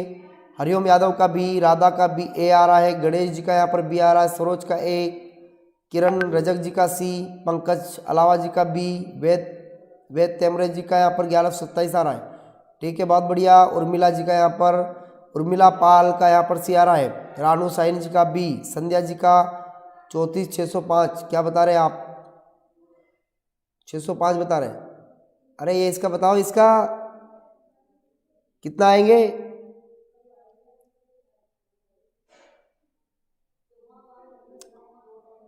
चलिए दोस्तों, राइट आंसर होगा आपका ऑप्शन नंबर सी 7।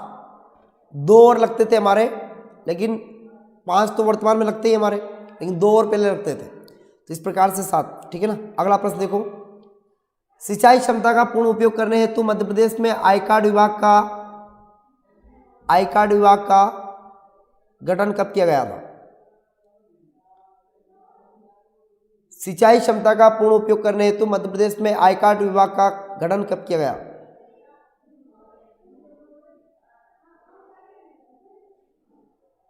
बताइए आप लोग।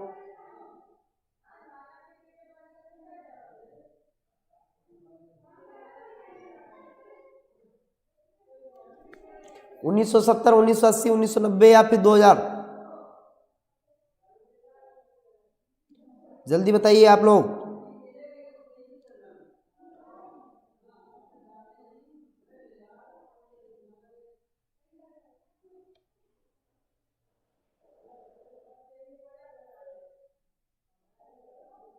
चलिए, काफी लोगों का यहाँ पर जवाब आ चुका है, अलग अलग जवाब आ रहा है सभी का। 36वें का जवाब मांग रहा हूं आपसे। 26वें का क्या होगा?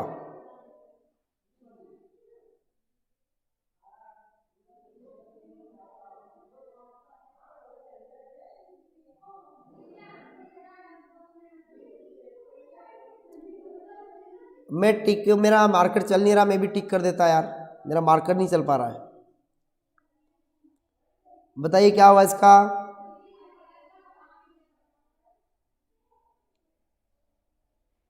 चलिए, राइट आंसर होगा दोस्तों आपका क्या? ऑप्शन नंबर यहाँ पर 1990 है ना, 99। हाँ सॉरी 99, ये हो जाएगा इसका 1990। ठीक है ना, 1990। ठीक है ना। आगे बढ़ते हैं अपन। अगला प्रश्न देखो, कौन सा प्रांत सरदार सरोवर परियोजना से जुड़ा हुआ है? मध्य प्रदेश, गुजरात, राजस्थान या सभी?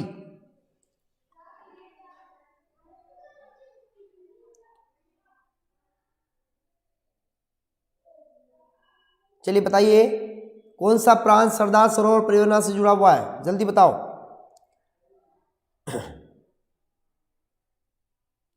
जी पल्लवी जी, बिल्कुल जल्दी आंसर देंगे अपन। ओके, जल्दी बताइए इसका क्या होगा? तो राइट आंसर होगा दोस्तों इसका क्या? कौन सा प्रांत जुड़ा हुआ परियोजना से? तो परियोजना से जिन लोगों ने यहाँ पर सी जवाब दिया है उन सभी का एकदम गलत जवाब, भयंकर गलत है सी वालों का तो।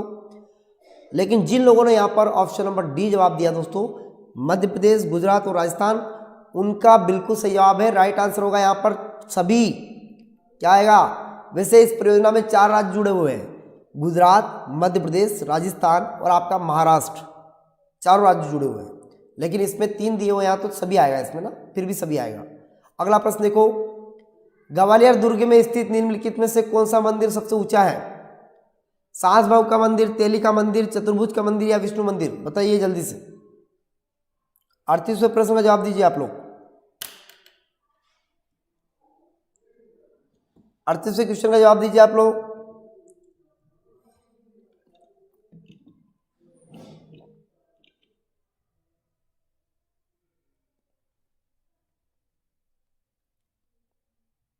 बहुत बढ़िया, काफी लोगों ने सही जवाब दिया। जिन लोगों ने दोस्तों यहाँ पर तेली का मंदिर दिया है, तेली का मंदिर बिल्कुल सही जवाब है। आप सभी को पता होगा तेली का मंदिर ग्वालियर के किले में, दुर्ग में ही है। और ग्वालियर दुर्ग का निर्माण जो करवाया था वो राजा सूरज सेन ने करवाया था, जबकि गुजरी महल और साहस बहू का जो मंदिर बनवाया था वो हमारे मान सिंह जी ने बनवाया था। ठीक है ना। ऑप्शन नंबर दोस्तों बी आएगा, तेली का मंदिर सबसे ऊंची इमारत वहाँ। अगला प्रश्न है, बालिकाओं के शैक्षणिक व आर्थिक स्तर में सुधार हेतु कौन सी परियोजना का शुरुआत मध्य प्रदेश में की थी? यानी कि मध्य प्रदेश में कौन सी परियोजना की शुरुआत की थी आर्थिक स्थिति को सुधारने के लिए, महिलाओं के लिए? बताओ, बालिकाओं के लिए बताओ क्या होगा राइट आंसर दोस्तों? सर पीडीएफ कहाँ मिलेगी क्लास की? पीडीएफ मिलेगी आपको टेलीग्राम में। मेरे टेलीग्राम ग्रुप का नाम है MP 360 by Ishwar sir, MP 360 by Ishwar sir. आपको टेलीग्राम मिल जाएगा, वहाँ सर्च करना आप लोग, उसमें ज्वाइन हो जाना, और मैं पीडीएफ क्लास के बाद आपको वहाँ पर डाल दूंगा। ठीक है ना। चलिए, ये MP 360 by Ishwar sir search कर लेना, आप मिल जाएगा।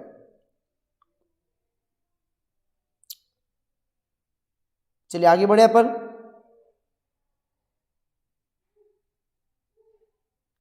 करंट पर काफ़ी फोकस करने की ज़रूरत है। करंट के मान के चलिए आप लोग, क्योंकि करंट का पोर्शन क्या हुआ कि एक्ट के जो पोर्शन जुड़े ना, इस बार लगभग 16 एक्ट हमको पढ़ना है, तो एक्ट का पोर्शन तो आना ही हो तो, लेकिन करंट का मध्य प्रदेश के हिसाब से डालेगा तो मध्य प्रदेश का करंट ज़्यादा हो सकता हो, इसलिए थोड़ा सा करंट पे फोकस करना, मध्य प्रदेश के पे करना तो सभी पे है, लेकिन मध्य प्रदेश का करंट अफेयर भी पूछ सकता है ज़्यादा, इसलिए आपको मध्य प्रदेश पे ज़्यादा फोकस करना है।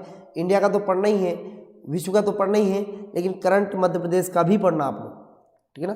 तो फोकस करने की जरूरत तो है, लेकिन आप पढ़ते रहिए आहिस्ता आहिस्ता, कोई दिक्कत नहीं है ना, लेकिन आप टाइम कम है हमारे पास, जितना हो सके आप पढ़ लीजिए करंट अफेयर। चलिए बहुत बढ़िया। राइट आंसर दोस्तों क्या होगा यहाँ पर, लाडली लक्ष्मी योजना, पता है ना आपको लाडली लक्ष्मी योजना। ओके, अगला प्रश्न देखिएगा, सीधी के 2 अभ्यारण्य कौन कौन से, जल्दी से बताइए फटाफट। 40वें प्रश्न का जवाब, ये सिंधी लिखा गया है यहाँ पर, लेकिन ये सीधी है, सीधी सीधी सिंगरौली जानते हो ना आप लोग, हाँ, उनके 2 अभ्यारण्य नाम बताओ फटाफट, जल्दी करो। सीधी के 2 अभ्यारण्य कौन कौन से हैं? अच्छा, स्वाति ग्वालियर से क्या, most welcome Swati. Sir act पढ़ना है क्या पूरे? अरे पढ़ने पड़ेंगे ना यार, पीएससी की तैयारी कर रहे हो तो एक्ट जुड़ गए ना आप, तो 16 एक्ट तो पढ़ ही लेना आप लोग, टोटल तो 26 है वैसे तो, लेकिन अब 16 ही पढ़ना पड़ेगा मध्य प्रदेश वालों को, ठीक है। चलिए, मोहर सिंह जी मौर्य जी का सियारा है, बहुत बढ़िया बहुत बढ़िया। तोरण, चलिए बहुत बढ़िया। जिन लोगों ने दोस्तों यहाँ पर सी जवाब दिया है उन सभी का एकदम सही जवाब है। संजय डुबरी और बगदरा आपके कहाँ पर पढ़ते हैं? ये पढ़ते हैं आपके कहाँ पर, सीधी में। अगला प्रश्न देखो, रजत जलप्रपात कहाँ पर है? एमपी पुलिस वालों और एमपी पीएससी वालों, तुम्हारे लिए बहुत काम किए ये सारे प्रश्न, बताइए क्या होगा, रजत जलप्रपात कहाँ पर है?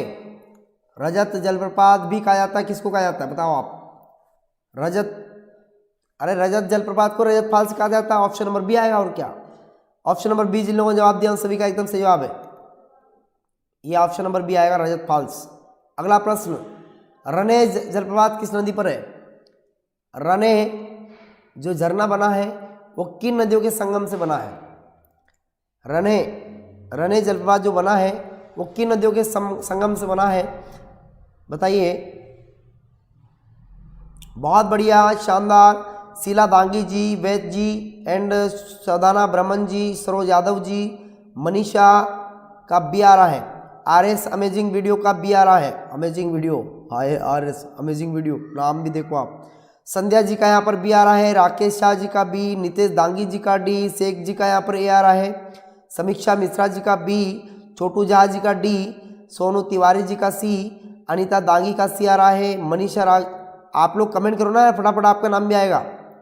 ममता मोगिया जी का सी, रक्षा गौड़ जी का सी, मौर सिंह जी का बी आ रहा है, सुदाना जी का सी आ रहा है, और सोनू तिवारी जी का सी आ रहा है, संध्या अलावे जी का सी आ रहा है, पीके जी का बी, पूजा शर्मा का बी, आरती जी का बी, सोनू तिवारी का बी, ममता यादव का बी, एस चौहान जी का बी।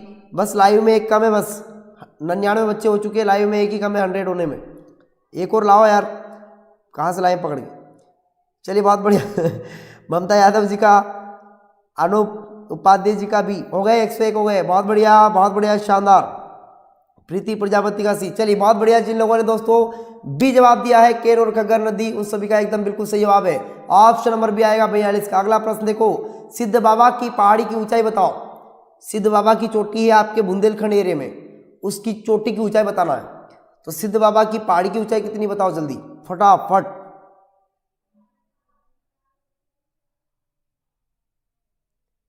जल्दी करो फटाफट।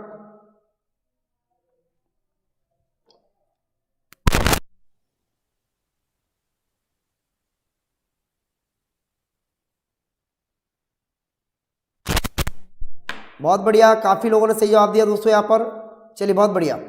तो जिन लोगों ने यहाँ पर दोस्तों 1172 मीटर दिया है उन सभी का एकदम सही जवाब है, राइट आंसर आपका डी होगा, 1172 मीटर। अगला प्रश्न देखो, मध्य प्रदेश में उत्पादित गौरव किस फसल की किस्में हैं, यानी कि मध्य प्रदेश पे किस फसल में हम गौरव प्राप्त कर चुके हैं, बताओ। सोयाबीन, कपास, अरहर, धान, क्या होगा राइट आंसर बताओ आप लोग। बहुत ही बढ़िया, गणेश जी का डी आ रहा है, अमित शर्मा जी का भी, जितेंद्र का, प्रीति प्रजापति का बी, नितिन जी का सी, श्रद्धा मीना जी का सी, आरती गुप्ता का। ठीक है ठीक है, पुराना क्वेश्चन का दे रहे हैं आप तो। अरे इसका दो ना जवाब। ये पढ़ाया मैंने, जब मध्य प्रदेश पढ़ाया ना तब पढ़ाया मैंने।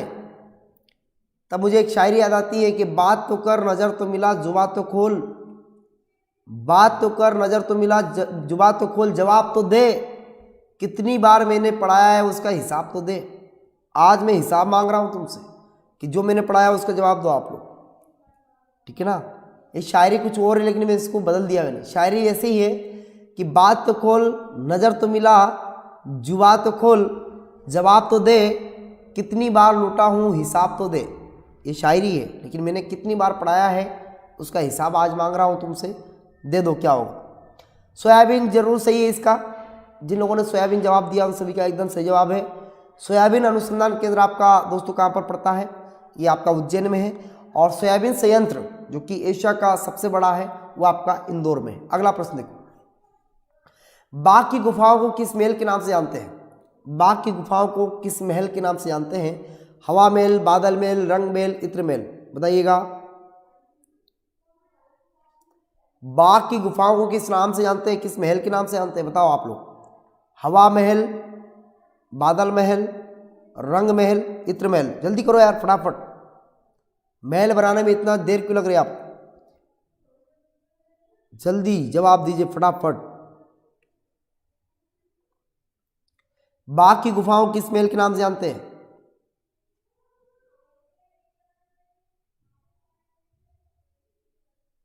बहुत बढ़िया, काफी लोगों ने सही जवाब दिया इसका। बाघ की गुफाओं किस महल के नाम से जानते हैं? चलिए ठीक है, कुछ लोगों ने दिया भी है कुछ ने नहीं दिया, कोई बात नहीं। कुछ लोगों का सही जवाब है, कुछ का गलत है। अब गलत नहीं होगा तो फिर सही हो जाएंगे, सारे नौकरी लग जाएंगे। गलत भी होना जरूरी है, ये असफलता ही हमें सफलता की ओर ले जाती है। तो अगर कहीं गलत हो रहे तो निराश मत होया करो आप लोग। चलिए दोस्तों, यहाँ पर सी जिन लोगों ने दिया है उन सभी का, एक मिनट सी नहीं आएगा इसका, एक मिनट।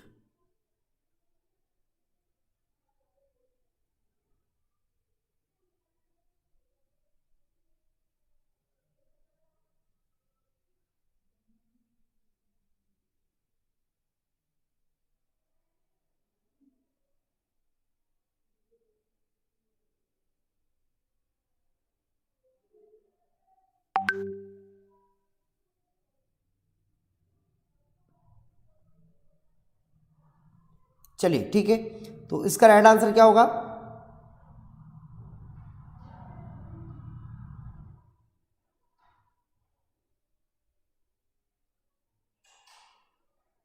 दोस्तों इसका सी सही होगा ना, रंगमेल आएगा इसका ना। चलिए आगे बढ़ते हैं, रंगमेल ही बोलते हैं इसको। भोपाल में पुलिस कंप्यूटर की स्थापना कब हुई थी? लास्ट क्वेश्चन है आपका, है ना। भोपाल में पुलिस कंप्यूटर की स्थापना कब हुई थी? जल्दी से बताओ फटाफट।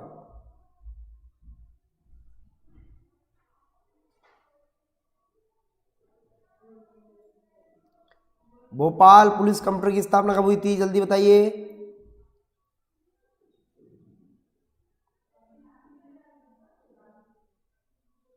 बहुत बढ़िया, बी बी, चलो ठीक है, कुछ ए बता रहे कुछ बी बता रहे। चलिए दोस्तों, इसका राइट आंसर होगा आपका बी जवाब, 15 अप्रैल 1982। अगला प्रश्न देखिएगा। अब देखिएगा, क्वेश्चन तो बहुत सारे हमारे पास, लेकिन अब टाइम कम है थोड़ा सा। चलो एक और बता दो, 48 50 कर देता हूँ। एक और बता दो, 48वां क्वेश्चन का बताओ फटाफट। इसका और बता दो बस, फिर जा रहा हूँ मैं भी, और आपको भी छोड़ देंगे हम। काफ़ी देर से आप भी बैठे हुए होंगे, है ना। तो जल्दी से बता दो इसका फटाफट क्या होगा। टेलीग्राम ग्रुप का नाम जितेंद्र लिख दीजिए इसमें, जितेंद्र शर्मा टेलीग्राम ग्रुप का नाम लिखो। पुष्पेंद्र जी का बी आ रहा, ठीक है। प्रीति प्रजापति का बी, पल्लवी का बी आ रहा है, बहुत बढ़िया। अरे इसका दो, इसका 48 का। अच्छा रुक्मणी दाई का ए आ रहा है 48 का, ठीक है। अरे बरमान का मेला कहाँ लगता है? बरमान का मेला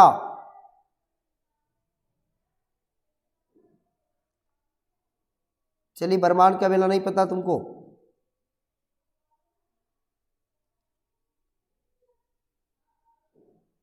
कुछ बोल रहे हैं डी, कुछ बोल रहे हैं ए। सोडालपुर में, पोरसा में, पिपलिया खुर्द में, गाडरवाड़ा में, जल्दी बताओ यार। अरे गाडरवाड़ा होगा ना, ऑप्शन नंबर डी आएगा इसका। अगला प्रश्न देखो, राजनीतिक सुधारों को लेकर विरोध करने वाले पहले भारतीय कौन थे?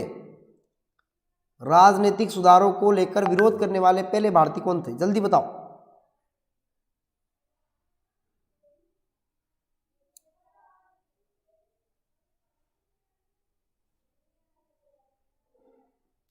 जल्दी बताइए आप लोग।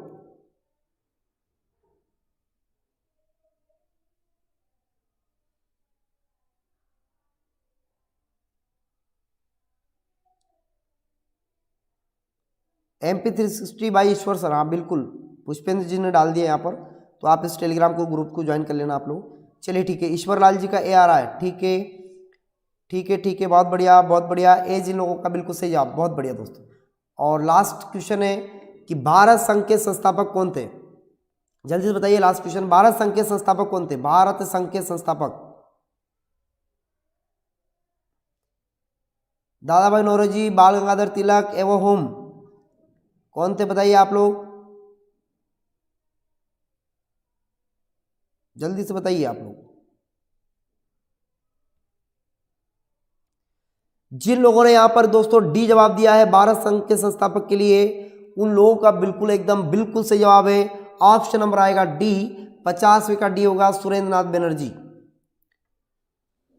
ए नहीं आएगा, ए जिन लोगों ने दिया उनका भयंकर गलत है। ए वालों तुम्हारा भयंकर गलत है। जिन लोगों ने यहाँ पर डी जवाब दिया है दोस्तों, डी वालों तुम्हारा एकदम सही जवाब है। राइट आंसर आपका डी होगा, सुरेंद्र नाथ बनर्जी, ये भारत संघ के संस्थापक थे। ठीक है, तो आज के लिए इतना ही है। क्वेश्चन तो और भी बहुत सारे बनाए थे मैंने आपके लिए, लेकिन आज इतना ही है। Thank you so much all of you are, और do not forget to the subscribe our channels and press the bell icon. अगर आपको आगे का अगर वीडियो लेना है तो आप बेल आइकन को दबा सकते हैं। जो भी बच्चा प्लस कोर्स लेना चाहता है, आप मेरा रेफर कोड यूज़ कर लेना। आपको मैं जब भी मेरी ज़रूरत पड़ेगी हमेशा मैं आपके लिए खड़ा रहूँगा, तैयार रहूँगा। इसलिए आप प्लस कोर्स लेते समय मेरा कोड यूज़ कर सकते हैं ईश्वर, जिससे आपको 10% का डिस्काउंट मिलेगा, और साथ ही साथ मेरा आपको हमेशा सपोर्ट रहेगा।